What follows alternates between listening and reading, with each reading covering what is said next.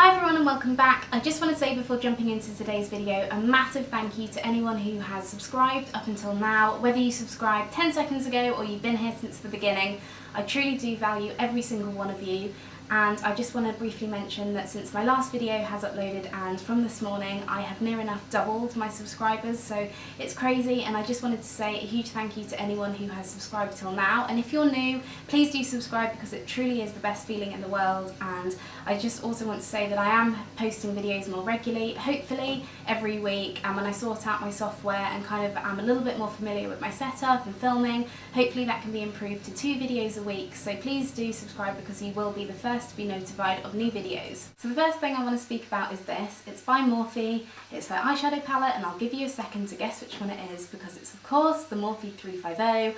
I feel like every single YouTuber has done a tutorial on this and owns the palette, and I guess I didn't want to give into the hype straight away for wanting to be a little bit different. And considering it's a permanent palette, it is constantly out of stock. It came back in about 3 weeks ago, so I bit the bullet and ordered it, and I just thought, do I really need another neutral palette in my life? But I really do, guys, and I feel like everyone can benefit from it. There are so many colours on here that remind me of MAC eyeshadows. You have one up here that reminds me very much of Texture. You have like a wedge one up here. This one is really similar to Embark, and you have like an espresso colour here, a charcoal brown. Like seriously, there are so many colours, and in terms of quality, it's so hard to find an eyeshadow that has such high pigment but is so soft at blending. There is a little bit of fallout to them, more say than something like Urban Decay or brands like MAC. But you know, as long as you do your eyeshadow first and then you just use like a wet wipe or whatever to clean up underneath, everything is fine. I would highly recommend you checking out this if you haven't already, but I'm sure you guys have, and if not, you are massively missing out. So the next thing I want to speak to you guys about is this. It's by Becca Cosmetics. It's in collaboration with another YouTuber called Jaclyn Hill. Again, I'm sure you guys know exactly what I'm talking about already and you probably own it, but it's the shade Champagne Pop. I purchased this about 5 months ago when it first came out. I ordered it from Sephora. It cost me an arm and a leg because I had to pay like customs on it, and it broke, and that's probably my only con because I know that a lot of people who have it, they've accidentally dropped it on the floor and it's smashed, gone, and it was just a very sad day. So what's great is that they've now brought it over to the UK. I picked this one up from Space &K, but I think they also have it on Beauty Bay and possibly Cult Beauty, but I'm not sure. I will leave a link for it down below, so go and check them out if you want to know more. It's seriously what I wear every single day. I've got it on right now. I absolutely love it. I use it on everybody, suits everybody, universally flattering. Jaclyn, you did an amazing job. The next thing I want to speak to you guys about is a lip combination. I'm actually wearing them both right now. The first one and the star of the show is the lip liner by MAC in Stone, and we get asked whether we have it in stock probably about 8 or 9 times a day because it really is that popular. It also comes in lipstick form, but to be honest,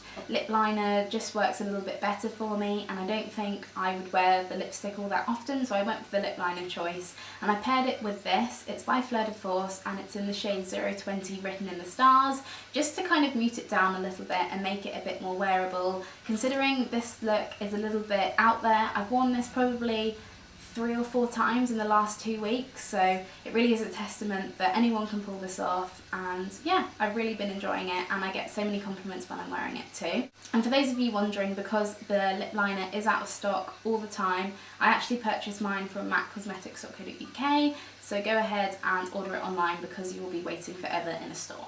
So that's just a little tip.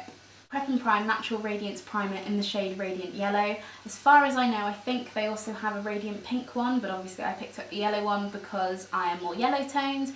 I find this amazing, and you guys know if you've watched any of my tutorials, I love the Laura Mercier primer because it feels like a cream. I hate primers that have like a silicone feel to them.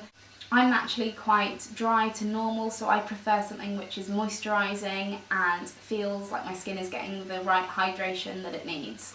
In terms of it being long wearing, like I said, I am dry to normal, so I feel like my makeup lasts quite long on me anyway, but what I've noticed when I don't use it is that my skin, and particularly my foundation, can kind of cling to any dry areas. But when I apply this, and I literally apply maybe a pea-size amount, like half a pump, and I kind of put it right like on my cheeks and my pores, and whenever I feel like I need my makeup to last, it will apply foundation so smoothly, and it will just even out everything. And this is actually really good for oil control as well. So I just think everyone can benefit from this. Grab a sample, because it's one of those things that you don't necessarily know you need until you try it out, if that makes sense. The last beauty item that I want to share with you is this. It's the MAC Matchmaster Concealer in the shade 8. Now clearly this is not my skin tone colour, it's not my skin tone colour when I fake tan, but what I love it for, and when I do fake tan, is to give myself like a warm kind of contour. So I would just swipe this underneath my cheekbones and a little bit on my forehead, and then I blend it out with a beauty blender, and I really feel it helps like warm up my skin. I really like cream contours anyway. I just find them to be a little bit more natural than putting powder on your face. And I can see that I'm going to use this a ton in the summer, because it's just one of those products that are just so easy to do, and they take 2 seconds to blend in and then you're done. So yes, I love that. So moving on to a perfume that I've been loving this month. It's from The White Company. Now it's actually a pretty funny story. I was doing a client's makeup and she just smelled amazing. Now I'm not the type of person at all to ask people like what they're wearing or like what lipstick colour they've got, so the fact that I asked her was a really big deal, and she said that she was wearing a perfume from The White Company. So obviously on my lunch break I ran straight over to The White Company and smelt them all, and she was actually wearing the fragrance Blanc. And I dropped a couple of hints to like my family on Christmas Day, and underneath the Christmas tree was this. It's the collection of the 4 perfumes that they sell. Now these are like deluxe samples, so you get 15 millilitres of perfume in each.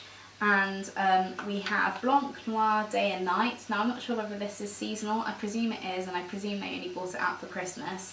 My favourite one is Blanc. It features top notes of geranium, jupiter and patchouli, I think that's how you pronounce it. And considering these are eau de toilettes, one spray will last you hours, and I'm talking hours. They are so heavily concentrated, like the most concentrated eau de toilette I've ever tried. I actually love Blanc so much, I'm so tempted to have it as my wedding day perfume. In terms of smell, they are very similar to kind of Jo Malone perfumes. They're kind of very sophisticated and heavily florally fragranced. I'm just really all about very sophisticated perfumes and something which doesn't smell like anything else. I'm not entirely sure how much this was because it was a gift present, but if I can find a link for it, I will link it down below. What to speak about is this. Now you may have recognised this because I showed the white version in a recent Primark haul, and I said that I wore the black one all the time, and when I say I wear it all the time, I'm talking maybe 3 times a week.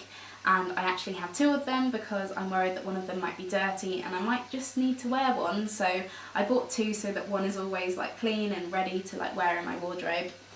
And it really is the most flattering blazer I've ever worn in my life, and it goes well with so many different things. I'm talking everything from like jeans to leggings, short skirts, long skirts, dresses. It really does just make an outfit, and it's so flattering. I absolutely love this bit of material here. It just makes it so different, and it really does look expensive, bearing in mind I paid £19 with this. The day that Primark stops selling these, I'm going to be a very heartbroken girl because I just absolutely love it, and I want Primark to come out with so many different colours because I'm going to buy them all. The thing I want to speak about is this. It's kind of like the dupe for the Charlotte Simone popsicle scarf. This is what it really reminds me of. It's black kind of to white ombre effects, and again, I wear this all the time. This looks amazing paired with like a really nice winter coat. You can make an outfit go from like 0 to nothing in 2 seconds just by adding a scarf. It's so warm. It cost me £11.